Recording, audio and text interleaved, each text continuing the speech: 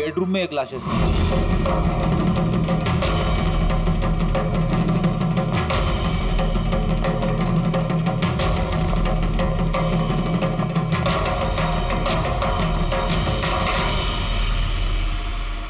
आवाज सुन के उठने की कोशिश की होगी, यहीं पे मार दिया।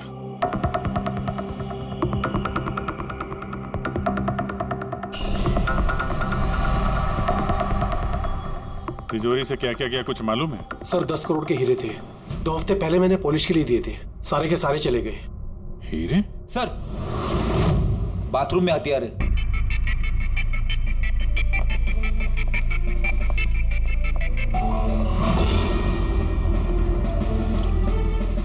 लगता है इसी हथियार से सबको मारा है।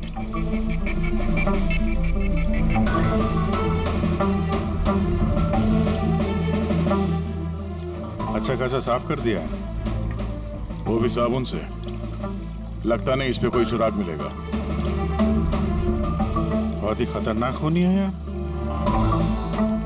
पहले 3-3 खून करता है, अबे यहीं बाथरूम में बैठ के हथियार साफ करता है। साइकोपैथ। अच्छा, इन हीरों के बारे में कोई और भी जानता था? सर 3 लोग जानते थे। कौन है? आइए बताता हूँ सर। एक सेठ भाई का भतीजा करुणेश, 2 एम्प्लॉय थे, सतीश और सर मानिक। आइए सर मैं दिखाता हूँ।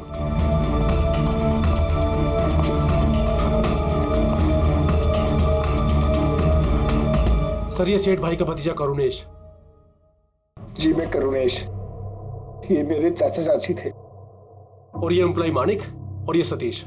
हाँ सर, वो हीरे पॉलिश करने का काम मुझे और मानिक सर को दिया था। और सर मेरे 10 करोड़ के हीरे चले गए, मैं तो बर्बाद हो गया। कहाँ से लाऊंगा मैं सब? आप शायद भूल रहे हैं, 3-3 खून हुए हैं यहाँ पे। उनकी जिंदगी हीरों से कहीं ज्यादा कीमती है, समझे आप? बाहर चल के देखते हैं, शायद किसी ने कुछ और देखा हो।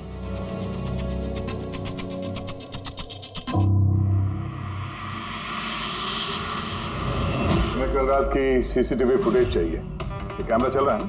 हाँ साहब, लेकिन कल रात 2 से 3 बजे के बीच लाइट कट गई थी साहब। उस समय का तो कुछ मिल नहीं पाएगा साहब, लेकिन उसके पहले और बाद का सब है साहब। 2 से 3 बिजली नहीं थे, शायद खून भी उसी वक्त हुआ। लेकिन कल रात 2 से 3 बजे के बीच लाइट कट गई थी साहब। उस समय का तो कुछ मिल नहीं पाएगा साहब, लेकिन उसके पहले और बाद का सब है साहब। 2 से 3 बिजली नहीं थे, शायद खून भी उसी वक्त हुआ। उस दौरान तुमने किसी अनजान आदमी को यहाँ आते जाते देखा था? साहब रात को 2:30 बजे सेठ साहब के बाजू वाले घर से 4 बच्चे लोग गाड़ी लेके निकल गए। वो फ्लैट किसका है? वो प्रेरणा मैडम का। प्रेरणा मैडम और उनके मम्मी पापा वहाँ रहते हैं। पिछले हफ्ते भर से उनके मम्मी पापा बाहर गाँव चले गए और उनकी गाड़ी लेके सब गए। हाँ सर, वो जल्दी में थे और कुछ परेशान भी थे। हमने ज्यादा ध्यान नहीं दिया क्योंकि हम लोग बिजली के चक्कर में परेशान थे। वो गाड़ी की डिटेल है तुम्हारे पास? मिलेगी ना सर? ये बच्चे जरूर कुछ जानते होंगे इसके बारे में।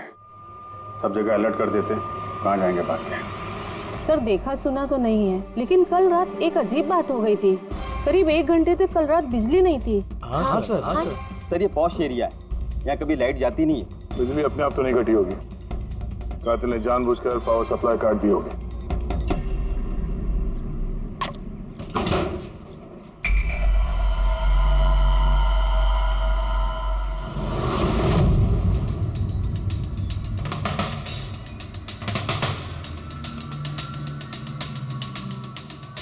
सर ये देखिए, छेड़छाड़ तो हुई है।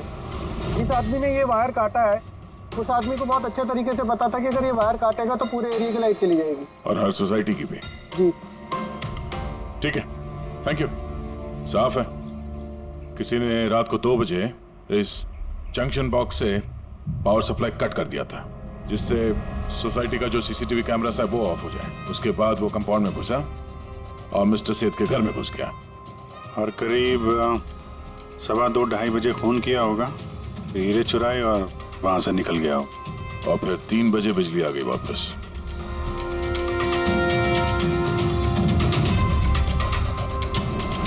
सर आपकी थियोरी में थोड़ी गड़बड़ लग रही है। क्या गड़बड़ है? उन तीनों की मौत 2 से 3 के बीच नहीं हुई है। क्या? तो फिर मौत कब हुई? इसके लगभग 1-1.25 घंटे पहले। मतलब 1:15 से 1:15 बजे के बीच। ये कैसे पॉसिबल है सर? इन तीनों की बॉडी का टेम्परेचर और बॉडी के अंदर की स्थिति यही बताती है कि इनकी मौत 1:15 से 1:15 बजे के बीच में ही हुई। और तो और ये मिस्टर सेठ की घड़ी, हमले के बाद इन्होंने जरूर कातिल के वार को अपने हाथों से रोकने की कोशिश की होगी और किसी धक्के से इनकी घड़ी बंद पड़ गई होगी। इस बंद घड़ी का समय दिखा रहा है 12:55। 12:55? तो अगर मौत 1:15 से 1:15 बजे के बीच हुई तो कातिल उसके पहले आया होगा। लेकिन बिल्डिंग की लाइट तो 2 बजे तक चल रही थी सर, और सीसीटीवी कैमरे भी काम कर रहे थे। और बिल्डिंग में सिक्योरिटी भी काफी अच्छी है सर। और सर एक वॉचमैन तो मिस्टर सेठ के घर के नीचे ही खड़ा था। हमने तो सीसीटीवी फुटेज चेक किया था, 2 बजे तक तो कातिल अंदर आया नहीं। तो आया कब? और फिर कातिल ने मर्डर करने के 1 घंटे बाद पावर कट क्यों किया? रेडी? हाँ रेडी। अच्छा, वेरी गुड। रेडी ने उन चारों बच्चों को पकड़ लिया है। शहर से बाहर भागने की कोशिश कर रहे थे, वाशी ब्रिज के पास पकड़ लिया उन्हें। Great work. चारों को यहाँ ब्यूरो में लेकर आने को कहो।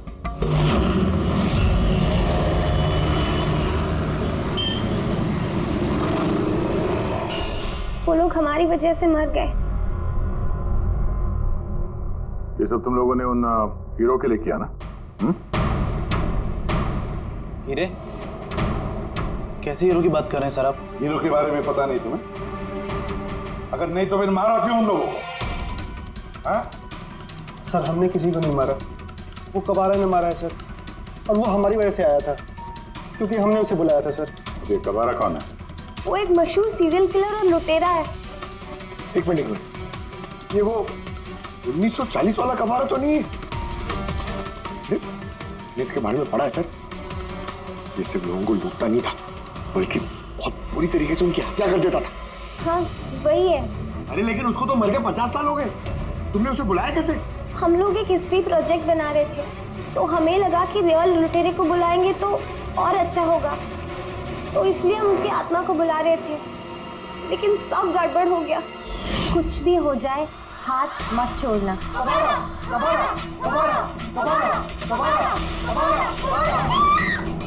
तुमने हाथ क्यों छोड़ दिया रवि? तुम्हें पता है कितना खतरनाक हो सकता है?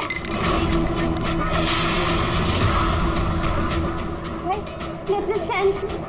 कबारा, कबारा, कबारा, कबारा, कबारा, कबारा, कबारा। सर, फिर कुछ धड़ से आवाज आई और हमने उधर देखा तो वहाँ कबारा की परछाई थी। तुम बुला रहे थे? चुप चुप। भूत को बुला रहे हैं। अब तुम लोग पढ़े लिखे हो ना, ऐसे सब बातों पर विश्वास करते हो? 50 साल पहले मरे हुए आदमी की आत्मा आती है, खून कर जाती है और हीरे लेकर भाग जाती है। अरे ऐसे कभी होता है? सर उस साया को मैंने अपनी आंखों से देखा था। उसका मुंह, आंख, नाक कुछ भी नहीं था सर। कितने बजे देखा था उसे? सर 2:05 हुए थे। जब मैंने सेलफोन का टॉर्च ऑन किया था तो यही समय था सर। 2:05 यानी लाइट जाने के तुरंत बाद? यानी कातिल अकेला नहीं था, कोई और भी था उसके साथ में? वो कबारा था सर। हाँ सर, हम लोग बहुत घबरा गए थे और हम लोग वहाँ से मोनिका के हॉस्टल पे भाग गए। सर वो मैंने आप लोगों से एक बात छुपाई। एक्चुअली उस रात दोस्तों को डराने के लिए मैंने फ्रेंचाइट के साथ छेड़छाड़ की, उसे अपने पैरों से हिलाया और मैग्नेट के जरिए ब्लड और कबारा लिखा था सर। सॉरी सर, लेकिन वो साया और वो डरावनी शक्ल मैंने देखी थी, वो कबारा की आत्मा थी सर। एक बात अच्छी तरह से याद रखना, ये आत्मा वात्मा सब बकवास है। पंकज, इस सबके घर पर फोन करो, बुला लो घर वालों को, बोलो लेकर जाए यहाँ से इनको।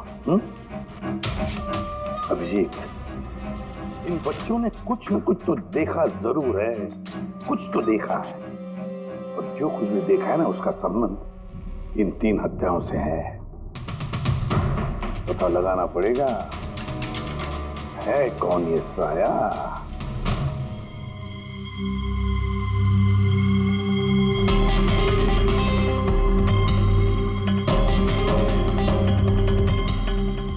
लगता है उन लोगों ने खूनी को देखा होगा। हाँ सर, और खूनी कब आ रहा है?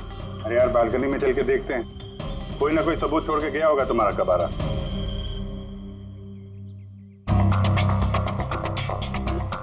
तो इसके गिरने की आवाज सुनी थी लोगों ने?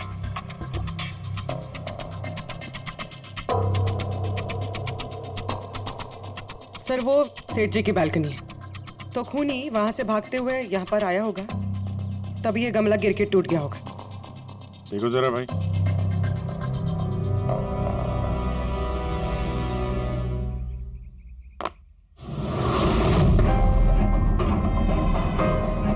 सर निशान क्लियर तो नहीं है, लेकिन लगता है ये 7 नंबर का जूता है। पैर काफी छोटा है, मतलब ऊंचाई कुछ ज्यादा नहीं होगी इसकी। चाहे वो छोटा हो लेकिन ताकतवर तो है, जिस हिसाब से खून किया उसने। क्या लगता है पंकज, कुछ कहना है? ये जूते का निशान किसी आदमी का है या आत्माओं ने आजकल जूते पहनने शुरू कर दिए? नहीं सर, जो आप बोल रहे हैं वो सही है, लेकिन वो बिना आंख नाक मुंह वाली साया, सर वो क्या था? तो इसमें कौन सी बड़ी बात है? तुम अपने चेहरे पे ये लगा लो, ये लो। ना आंख है ना नाक है, एकदम साया और अंधेरा था। उनको भी लगा कि वो खूनी कोई आत्मा थी। एक तो वो लोग प्लेनचेट खेल रहे थे, ऊपर से लाइट चली गई, एक साया दिखा तो दिमाग तो उल्टा सीधा ही सोचेगा ना। जरा सोचो, एक आत्मा को 10 करोड़ के हीरे की क्या जरूरत है? क्या करना है उसको? ये काम किसी आत्मा का नहीं, किसी इंसान का है। रात के 12:55 को मिस्टर सेठ, मिसेस सेठ और उनका नौकर रामू, इन तीनों के खून हो गए। फिर रात के 2 बजे जंक्शन के मीटर बॉक्स से किसी ने छेड़छाड़ की और फिर रात के 2:05 पर खूनी को प्रेरणा के बालकनी से भागते हुए देखा अदनान। सवाल ये उठता है कि सर खूनी घर के अंदर कब गया? सर हमारे पास रात के 2 बजे तक का सीसीटीवी फुटेज है सर। दोपहर के बाद घर के पास कोई आया ही नहीं, खिड़की दरवाजे सब बंद थे, कोई एंट्री हो ही नहीं सकती। ये तो ऐसा ही हुआ जैसे 12:55 को खूनी जादू से घर के अंदर प्रकट हुआ और सबको मार दिया। क्या कहा तुमने फ्रेडी? क्या कहा? कुछ नहीं सर। फ्रेडी बिल्कुल सही कहा तुमने, खूनी ने ऐसे ही किया होगा, बिल्कुल ऐसे ही किया होगा।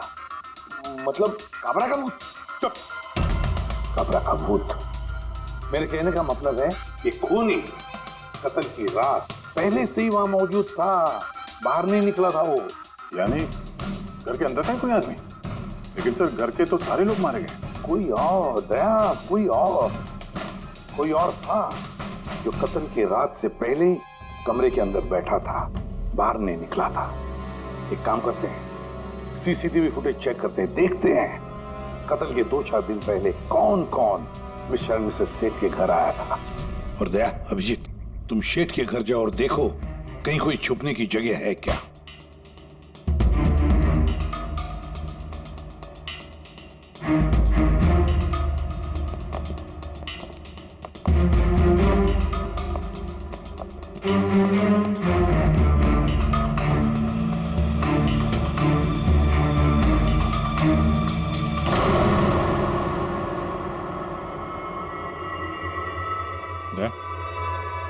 ये चींटियां देखो ऊपर जा रही हैं।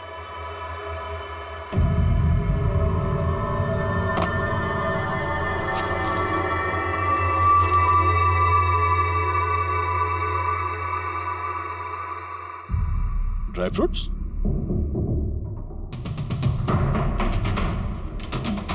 ड्राई फ्रूट लेके वहां ऊपर छुप के बैठा होगा। जगह भी अच्छी है छुपने की, मौके के इंतजार में। लेकिन ये घर के अंदर घुसा कब होगा?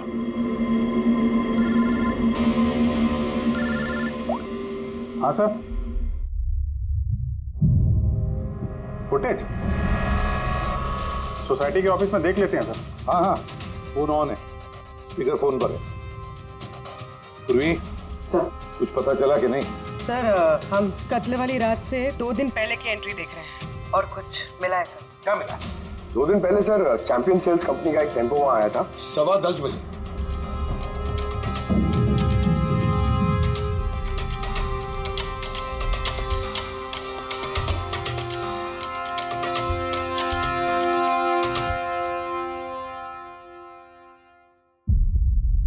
और सर उसके दूसरे दिन यानी कत्ल से एक दिन पहले चैंपियन सेल्स का टेक्नीशियन मिस्टर सेठ के घर आया था।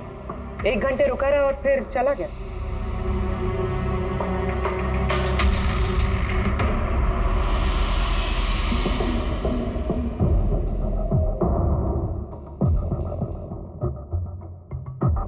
आप जरा बाहर जाइए।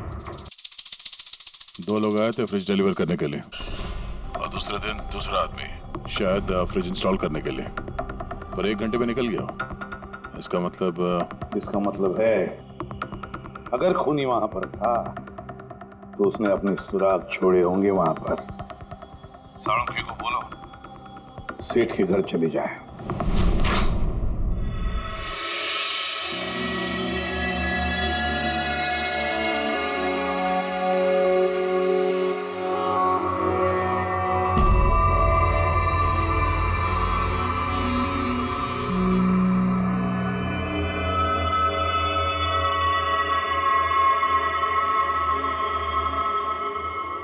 कुछ मिला डॉक्टर साहब? हाँ मिला, इलेक्ट्रोलाइट्स। हाँ, सोडियम क्लोराइड, यूरिया, वो सभी कुछ जो एक आदमी के पसीने में होता है। अच्छा, इसका मतलब जो खूनी जो है वो इस फ्रिज के अंदर बैठ के आया। जब डिलीवरी हुई फ्रिज की उसके अंदर छुप के आया और घर में घुस गया। हाँ सर, कुछ दिन पहले मैंने नया फ्रिज लिया था। कंपनी वाले डिलीवरी के बाद फ्रिज खोलने नहीं देते और 1-2 दिन के बाद जब इंस्टॉलेशन वाला आता है वो फ्रिज खोलता है। तभी मिस्टर सेठ और उनके घर वालों को पता नहीं चला कि कोई और घर के अंदर घुस के बैठा है। बिल्कुल, वो आदमी फ्रिज में घुस करके बैठा होगा। फ्रिज में उसे गर्मी लगी, गर्मी से पसीना आया और वो पसीना फ्रिज में रह गया। लेकिन सालुंखे साहब, फ्रिज का कार्टन तो सील होता है, तो फिर खूनी अंदर आया कैसे और वो सांस कैसे ले रहा था?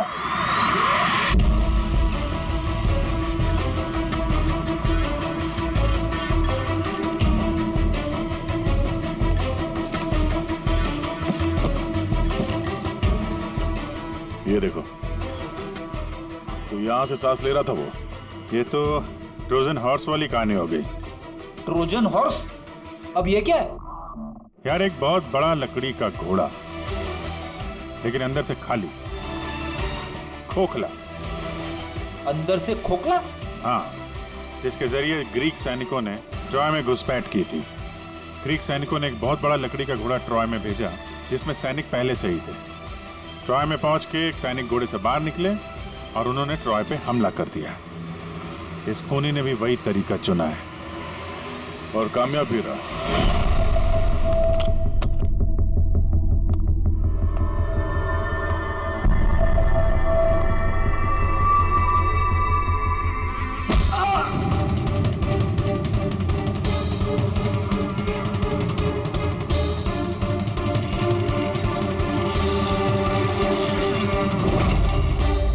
कौन हो तुम?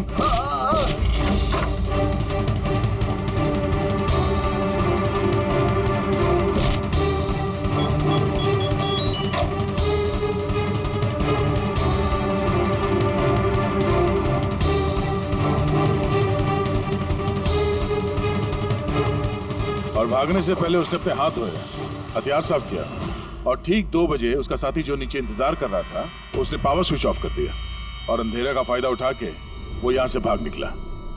भागते भागते वो प्रेरणा की बालकनी में गया जहाँ उसने वो गमला गिराया।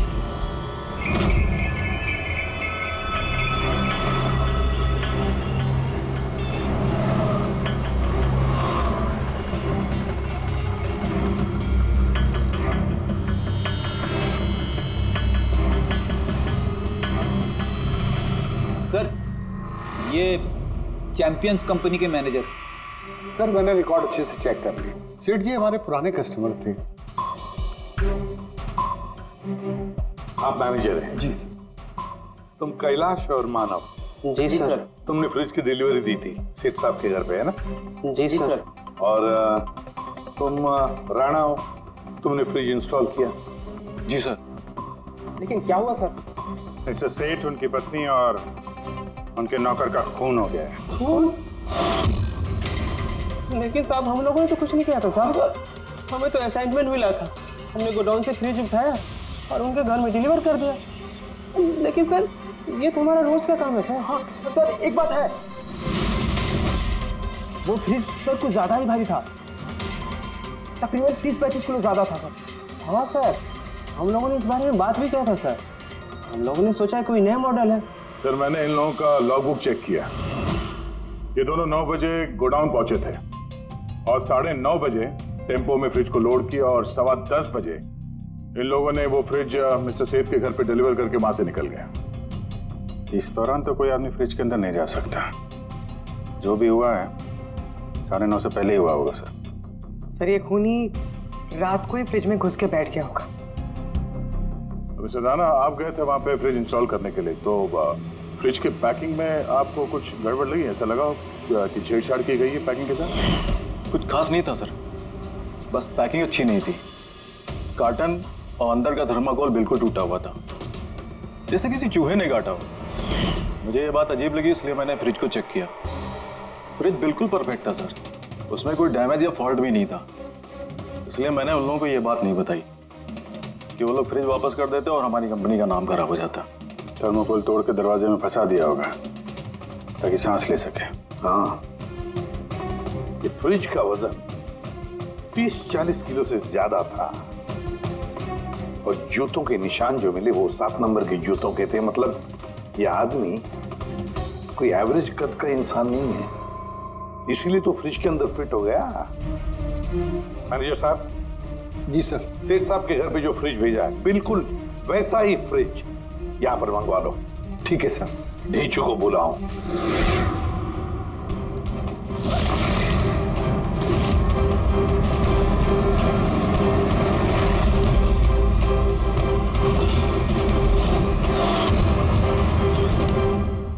आपने बुलाया और हम चले आए।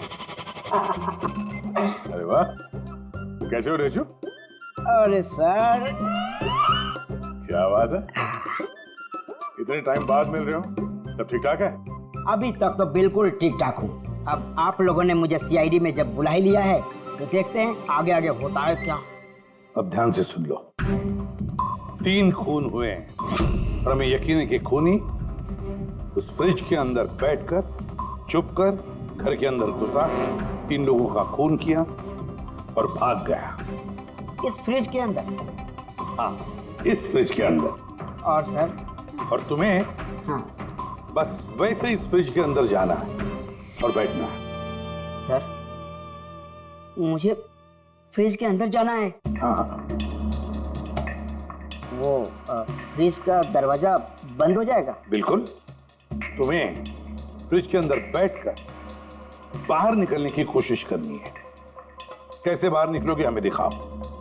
लेकिन सर थोड़ा एक गिलास पानी मिलेगा? हाँ मिलेगा, फ्रिज के अंदर जाओ, बैठकर पियो। चलो।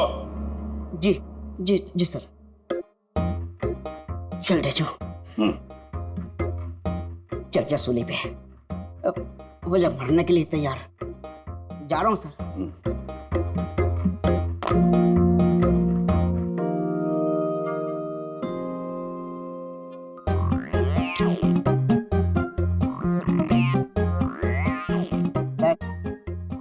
देखिए, अब देखिए ढेचू का कमाल।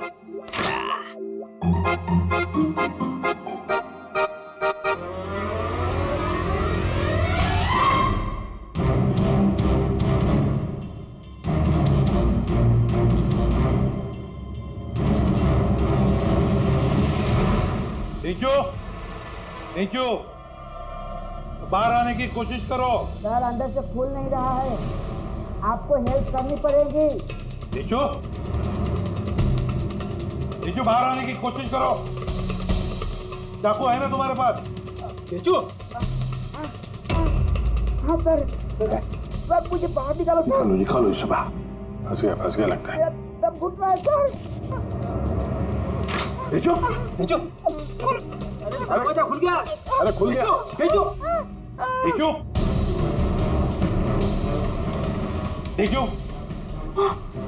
हाँ? मेरा चश्मा। हाँ मिलेगा, सब मिलेगा। रेडी, कॉफी पिलाओ इसे। चलो। Thank you. मुझे लग ही रहा था कुछ ना कुछ तो गड़बड़ जरूर है। सेठ के फ्रिज का जो कार्टन है, जो बॉक्स है, उसे इतनी सफाई से काटा है बाहर से। अंदर से बैठ के कोई काट ही दे सकता बॉक्स को वैसे। जरूर किसी ने बाहर से काटा है उस खूनी को बाहर निकालने के लिए। वो जो कोई भी है सर, वो फ्रिज की डिलीवरी के बाद और फ्रिज के इंस्टॉलेशन के पहले इसी बीच में आया होगा। लीजो।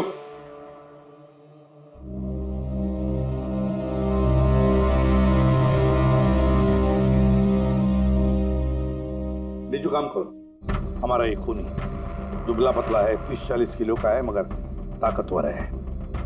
तुम्हें ऐसे आदमी को ढूंढना है जिसके पास अचानक से ढेर सारा पैसा आया है, जो जुए में उड़ा रहा है, नाच गाने में पैसे उड़ा रहा है। ऐसा आदमी, वही हमारा खूनी है। सर। हाँ पूरी। सर, फ्रिज की डिलीवरी और इंस्टॉलेशन के बीच मिस्टर सेठ के घर 3 लोग आए। सर, पहला है पन्ना लाल। हाँ, पन्ना लाल सूरत से हीरे लेकर आया था और रात को मिस्टर सेठ के घर में ही ठहरा था। सर, वो हीरे तो उसी के थे, वो उनके लिए खून क्यों करे? हो सकता है उसने इन हीरों का इंश्योरेंस करवाया हो और इंश्योरेंस कंपनी से दुगना फायदा कमाने के चक्कर में ये सब खेल खेला उसने। और सर, दूसरा है मानिक। वो मिस्टर सेठ की कंपनी में काम करता था। हीरो की पॉलिश तो इसी ने की थी ना, क्या पता सर इसकी नीयत खराब हो गई हो। तीसरा है मिस्टर सेठ का भतीजा करुणेश। हाँ सर, ये करुणेश उनके यहाँ रहता नहीं था, उनकी कंपनी में काम करता था और हीरो के बारे में उसे सब कुछ पता था। हो सकता है लालच में आकर उसने उन लोगों का खून कर दिया। रीजू। हाँ रीजू, बोलो। सर, एक आदमी है विक्टर। सर, उसका हुलिया सेम टू सेम वैसा ही है जैसा आप लोगों ने बताया था। और सर, वो बड़ी आसानी से फ्रिज में समा सकता है। और सर, कुछ दिनों से वो बड़ी ही बहकी बातें कर रहा है, जैसे उसे कोई कुबेर का खजाना हाथ लगने वाला हो या फिर कोई खजाना हाथ लग गया हो। सर, वो बड़ा ही सल्टी और खूंखार टाइप का आदमी है। सुना है कुछ साल पहले वो सीरियल किलर भी रह चुका है। सर, एक और सबसे इम्पोर्टेंट बात, खून अगर विक्टर ने किया है तो अपने पास ज़्यादा वक्त नहीं है सर। या तो देश छोड़ चुका होगा या फिर देश छोड़ने की फिराक में होगा। विक्टर तो मोहरा है, उसके पीछे दिमाग कोई और ही है। ये विक्टर देश छोड़कर भागने की सोच रहा है। भाग के जाएगा कहाँ सर, भागने देंगे तब ना। इसके फोन के लोकेशन से पता कर लेंगे कहाँ छुप के बैठा हुआ है। बहुत मेहनत है सीआईडी में। सर, यही कहीं है ना? हाँ रीजू, उसके मोबाइल का लोकेशन वहीं आसपास कहीं दिखा रहा है। फोन करने के बाद से वहीं पे छुपा हुआ वो। ठीक है।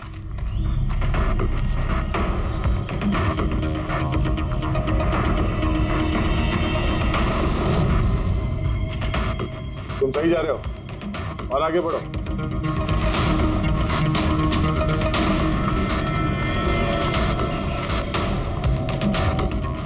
पंकज सर,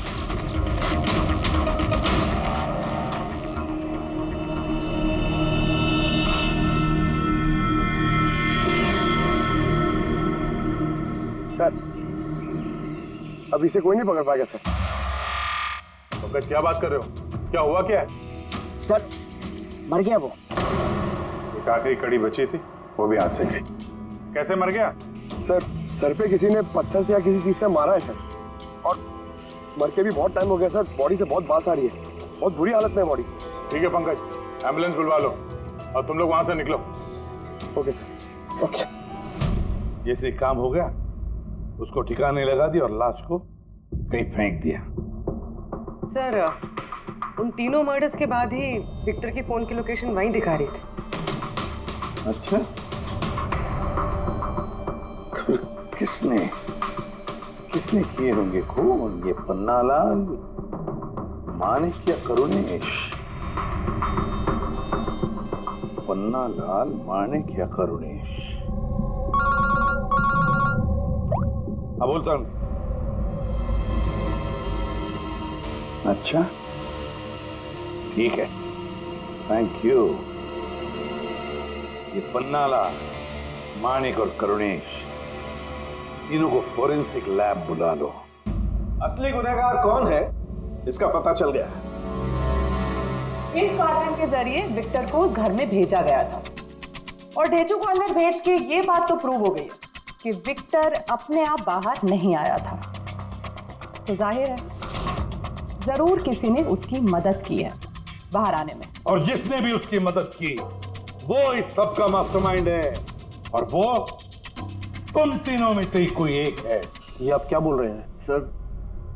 सर मैंने कुछ नहीं किया। आप लोग ऐसे कैसे बोल सकते हैं हमें? एक मिनट। किसी ने इस कार्टन को बड़े प्यार से बाहर से काटा, विक्टर को बाहर निकाला, फिर वापस डक्ट टेप से इस कार्टन को चिपका दिया। लेकिन इस कार्टन को चिपकाते वक्त उसने अपनी उंगलियों के निशान इस चिपचिपी इस जगह पर छोड़ दिए, जो अभी भी इंटैक्ट हैं, इस टेप के उस तरफ। लेकिन सर फिंगरप्रिंट्स मिलेंगे कैसे?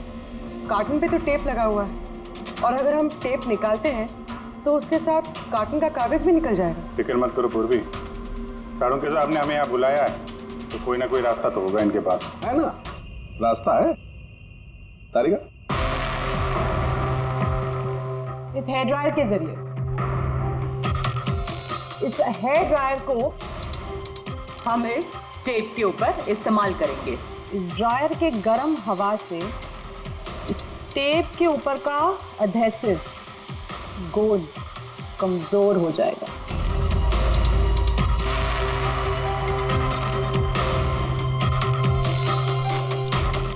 ये देखिए, फिंगरप्रिंट्स साफ साफ नजर आ रहे हैं। क्या बात है तारिका जी, कमाल कर दिया। फिंगरप्रिंट्स एकदम साफ नजर आ रहे हैं। हाँ, अब बस इनमें से मैच करने की देरी है।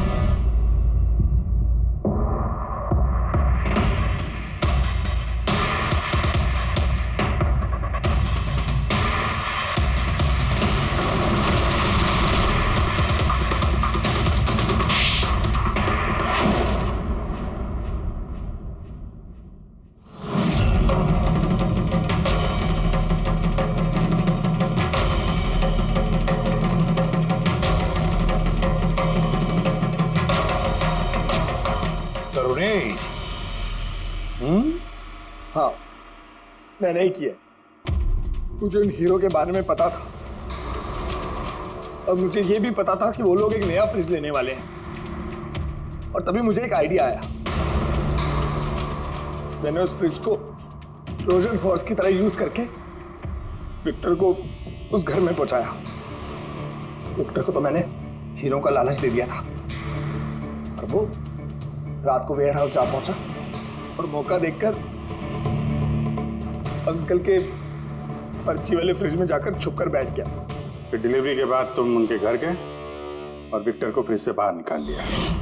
उस रात मैं चाचा जी के घर पे ही रुका था।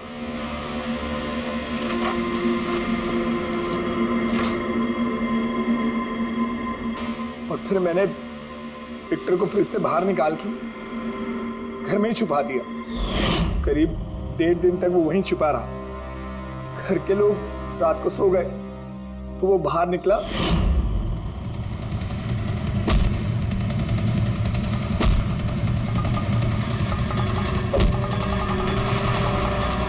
उसने सबको मारा और फिर हीरे चुराकर मेरे पावर कट करने का वेट किया। ओह, तो इसीलिए विक्टर अपने हथियार और हाथ साफ कर रहा था, इलेक्ट्रिसिटी बंद होने का इंतजार कर रहा था, क्यों?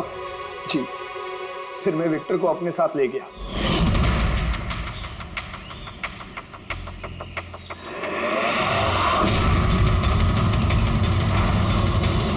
और मारने के बाद उसे फेंक दिया ताकि मुझ तक कोई ना पहुंच सके। इतना सोचा, कितनी प्लानिंग की, लेकिन अकल तुक्की पड़ गई इसकी। ये नहीं सोचा चाहे कुछ भी हो, सीआईडी वालों के हाथ तो तुम तक पहुंच ही जाएंगे। हर गुनहगार कोई ना कोई गलती करता ही है, जैसे तुमने। अपनी उंगलियों के निशान छोड़ दिए ना इधर, बस हमारे लिए उतना ही काफी था। 4 खून किए तुमने हीरो की लालच में। अब भुगतो अपने कर्मों के फल। कड़ी से कड़ी सजा होगी तुम्हें, शायद फांसी।